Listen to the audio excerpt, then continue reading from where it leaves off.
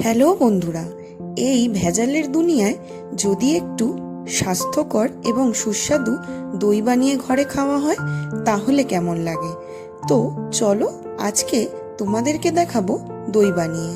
প্রথমে দুধটা উষ্ণ গরম করে নেব, তারপর দুধটা ঠান্ডা করে আলাদা করে তুলে রাখা একটু টক দই একটা বাটিতে দুধের মধ্যে নিয়ে টক দইটাকে ফেটিয়ে নেব।